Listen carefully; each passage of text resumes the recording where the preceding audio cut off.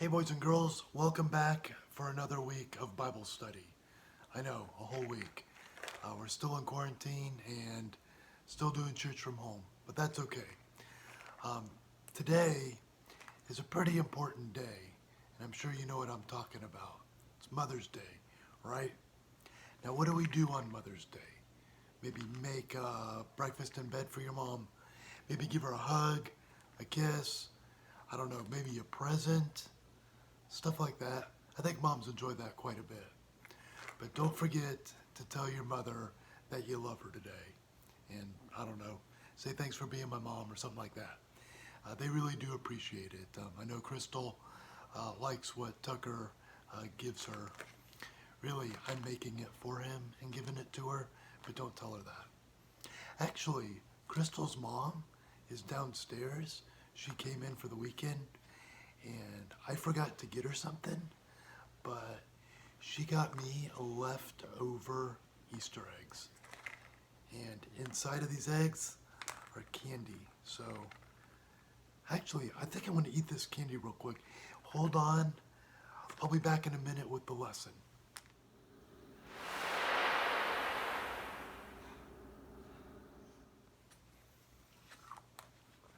All right, I'm good to go. Sorry about that.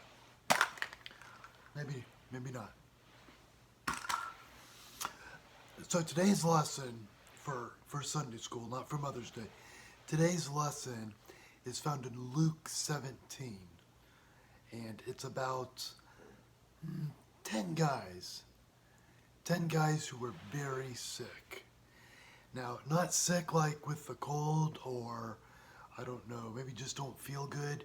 Maybe you ate something wrong last night. Now, this is the kind of sickness that would not let you be around your friends, your family, anyone. It was called leprosy, and it's something we don't really see in today's world, at least not in the Western hemisphere. It's something in other countries that still exists, but we've mostly taken care of it. It's a disease that would eat away at your skin, and it would travel, up and down, and it was very contagious. That means I could give it to someone else real easy and on accident. So if someone got this disease, you'd have to keep him outside of the city. You'd have to keep them way across the street, probably further. And if someone who didn't have the disease came by, they'd have to shout, "Unclean, unclean," so they didn't get too close. Now, in today's lesson, Jesus will be healing them. It's another healing miracle. So, before I get too far ahead of myself, I'll be quiet and I'll let our stuffed animals and Teddy Jesus tell the story for us. Luke begins this story by telling us that Jesus and his disciples, or friends, were traveling up to Jerusalem. Now, we're not really sure why, but we do know that on their way to Jerusalem, they passed through a small town, which is pretty common. Sometimes we pass through small towns on our ways to bigger towns. In order to enter society again, a priest would need to have these guys labeled as clean so they could go back to their friends and family and maybe their jobs. So what Jesus told them to do actually made a lot of sense. I'm sure these guys looked around at each other and maybe asked, why didn't he just heal us? Either way, they decided they would obey Jesus, and they started walking to the priest to have them look at them. And on the way, and this would have been really cool to see, they began to notice their leprosy was going away. They were actually healed. They were feeling better. Their skin wasn't falling off. They were able to see that indeed their obedience was letting them be healed. So they went to the priests, and we would assume that they just were able to go back to their friends and families.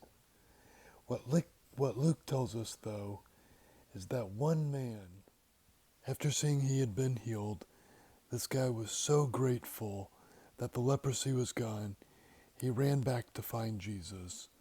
Luke tells us that when he found Jesus, he was loudly praising God.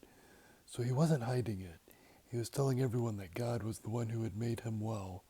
When he found Jesus, he was very thankful.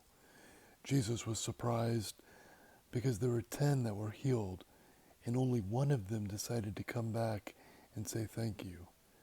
How do you think Jesus felt?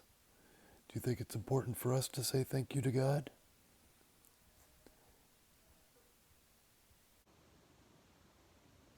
How cool is it, after such a life-changing miracle, one guy did come back to say thank you to Jesus. He no longer had the disease. He could go hang out with his friends, could be with his wife, his family, and he didn't have to worry about making them sick either. This was an amazing miracle for this guy, for the other 10 guys, and for their families, everyone involved.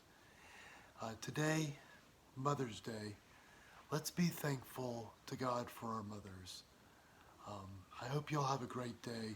We'll come back next week with another miracle, and hopefully we'll see y'all soon in church.